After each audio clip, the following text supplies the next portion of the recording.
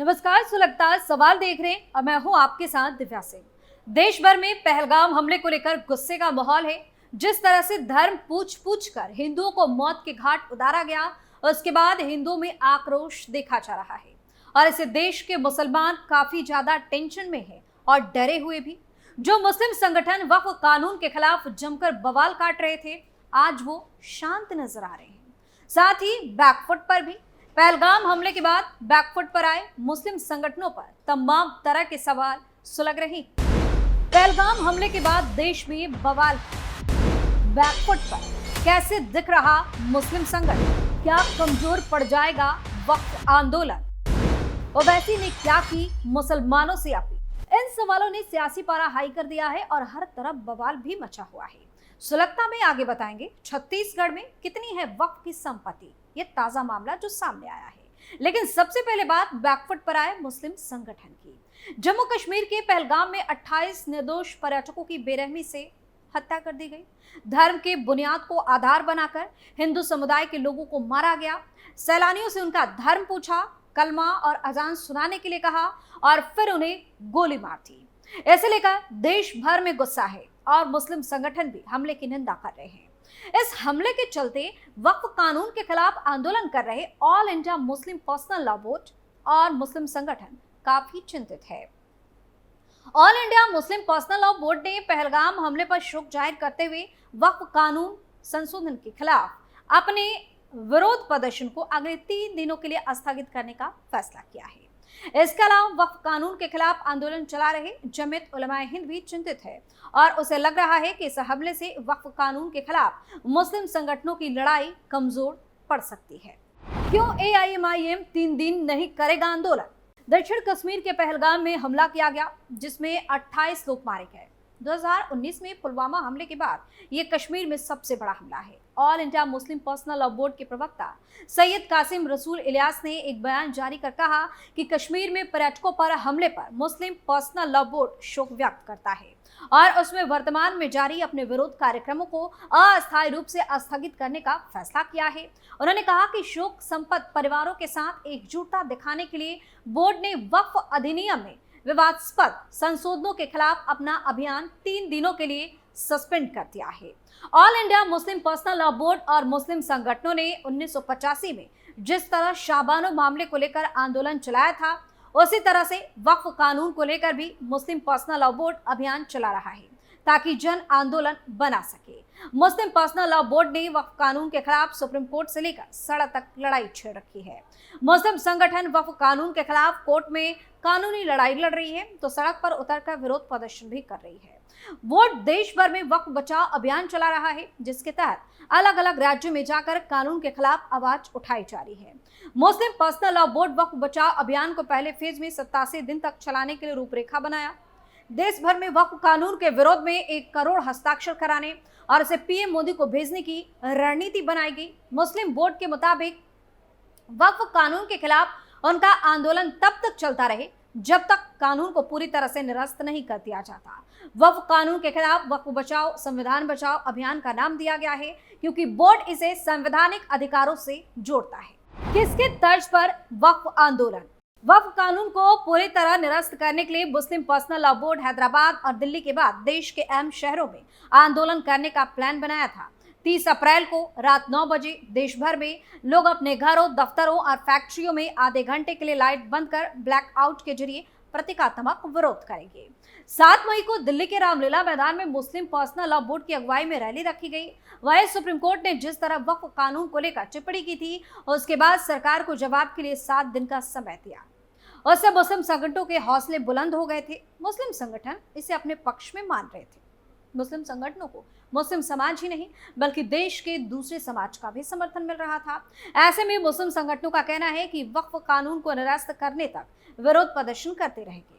मुस्लिम personal law board के मंच पर विपक्षी नेताओं के साथ साथ हिंदू बुद्धिजीवी भी शिरकत कर रहे थे। मुस्लिम संगठनों ने वक्फ कानून के खिलाफ आंदोलन को किसान आंदोलन के तर्ज पर ले जाने और सरकार पर वापस लेने का दबाव बनाया।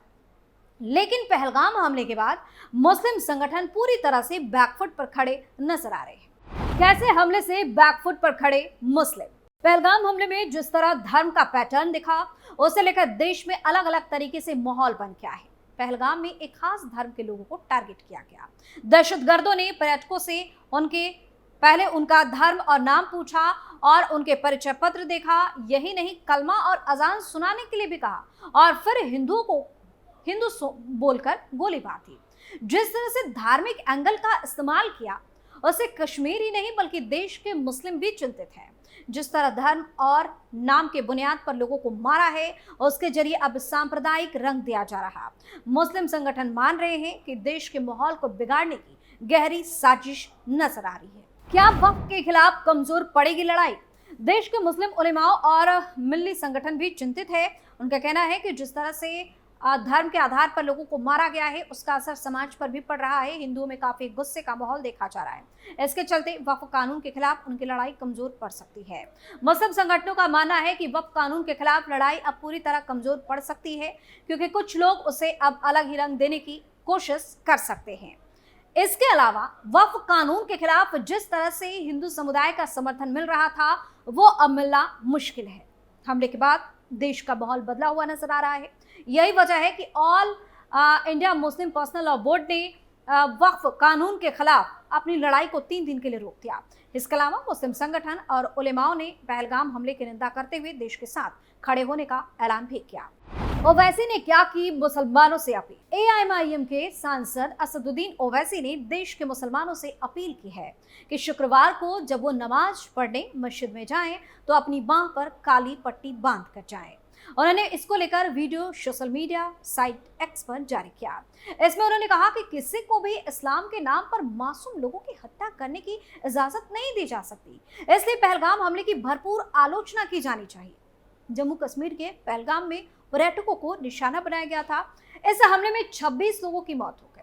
इस घटना को लेकर देश में इस समय जबरदस्त गुस्से का माहौल है। देश भर में इस हमले के खिलाफ विरोध प्रदर्शन हो रहे हैं। इस हमले के बाद भारत सरकार ने कड़ा कदम उठाया है, जिससे पाकिस्तान में भगदड़ मची हुई है। जानिए छत्तीसगढ़ में कितनी है संपत्ति। और अब बात छत्तीसगढ़ की कर लेते हैं। केंद्र सरकार की ओर से वक्फ बोर्ड के संबंध में नया कानून बनाए जाने के बाद इस विषय पर कई तरह की चर्चाएं हो रही हैं। कुछ लोग इसे बेहतर बताते हैं तो कुछ लोग इसकी आलोचना कर रहे हैं। पक्ष और विपक्ष दोनों ही नए कानून को अपनी सुविधा के अनुसार परिभाषित कर रहा है। छत्तीसगढ़ में भी वक्फ बोर्ड की संपत्ति मौजूद है। लगभग सभी जिलों में बोर्ड की संपत्ति है। वक्फ कानून छत्तीसगढ़ में वर्ष 2005 में लागू किया गया था। तब से लेकर अब तक केंद्र और राज्य दोनों सरकारों ने वक्फ बोर्ड को अनुदान भी मिला है। छत्तीसगढ़ में बिलासपुर जिले में वक्फ बोर्ड की सर्वाधिक संपत्ति मौजूद है। इसके बाद रायपुर और बेमेतरा जैसे जिलों का नंबर आता है, जहां वक्फ की सबसे अधिक संपत्ति है। कोरबा जैसे औद्योगिक जिलों में ज्यादातर संपत्तियां सार्वजनिक उपक्रमों की भूमि पर निर्मित है, जिन्हें वक्फ बोर्ड के अंतर्गत रजिस्टर भी करवाया गया। यहाँ वक्फ के दायरे में आने वाली संपत्तियों की संख्या अन्य जिलों की तुलना में काफी कम है। हाल ही में संपन्न हुए छत्तीसगढ़ के विधानसभा में वक्फ बोर्ड को लेकर एक सवाल पूछा गया, जिसके जवाब में आदिम जाति विकास मंत्री रामविचार नेता ने सदन में जवाब दिया। वक्फ कानून छत्तीसगढ़ में 25 जुलाई 2005 को लागू किया गया था। प्रदेश में 1 फरवरी 2025 की स्थिति में कोई भी चल संपत्ति नहीं है, जबकि प्रदेश में वक्फ की 5732 अचल संपत्तियां हैं। बोर्ड के संपत्ति का शेयर किसी भी कंपनी में नहीं है। छत्तीसगढ़ में वक्फ बोर्ड की कुल 2711 इमारतें मौजूद है और 1084 संस्थान संचालित हैं। वक्फ बोर्ड को 1 दिसंबर 2018 से लेकर अब तक की स्थिति में केंद्र सरकार की ओर से 23,14,805 रुपए, जबकि इसी अवधि में राज्य सरकार की ओर से 6 करोड़ और 28 लाख अनुदान के तौर पर प्रदान किए जा चुके हैं। इस राशि का उपयोग वक्फ बोर्ड की संपत्ति के संधारण और संवर्धन के लिए खर्च किया जाना भी दिखाया गया है। बता दें कि छत्तीसगढ़ के 26 जिलों में वर्तमान में वक्फ बोर्ड की संपत्ति मौजूद है। संपत्ति का प्रबंधन करता है वक्फ बोर्ड। वक्फ बोर्ड के सदस्य रहे और भाजपा अल्पसंख्यक मोर्चा के पदाधिकारी आरिफ खान कहते हैं कि दरअसल वक्फ को लेकर अभी तरह तरह के विषय आ रहे हैं। वक्फ जो शब्द है, इसका मतलब है कि अगर कोई मुस्लिम व्यक्ति अपनी कोई जमीन या संपत्ति सामाजिक कार्यों के लिए दान में देता है तो वक्फ इसका प्रबंधन करती है और वक्फ की प्रॉपर्टी कहलाती है। उसका नियमन और संधारण ठीक तरह से हो पाए, इस लिहाज से बोर्ड का गठन भी किया गया। लोकल स्तर पर जो दान दिया जाता है उसके लिए लोकल कमेटी रहती है, वो संपत्ति की देखभाल करती है, लेकिन देखभाल व्यक्तिगत तरीके से हो पाए, इसके लिए शासन स्तर पर बोर्ड का गठन भी किया जाता है। तो इन दिनों देश में ये चर्चा चल रही है कि वक्फ बोर्ड के पास लाखों एकड़ जमीन और संपत्ति है, लेकिन उसका जो व्यवसायिक उपयोग कर रहे हैं वो कुछ तथाकथित लोग कर रहे हैं, जो व्यवसायिक उपयोग करके इसका दुरुपयोग कर रहे हैं और वह समाज के हित में काम नहीं आ रहा। इसमें पारदर्शिता लाने के लिए, प्रबंधन को ठीक करने के लिए केंद्र ने वक्फ कानून में संशोधन किया ताकि जो संपत्तियां उसका सदुपयोग हो सके। सुलगता सवाल में फिलहाल के लिए इतना ही। आप अपनी राय हमें कमेंट करके जरूर बताएं और देखते रहिए कैपिटल टीवी। धन्यवाद।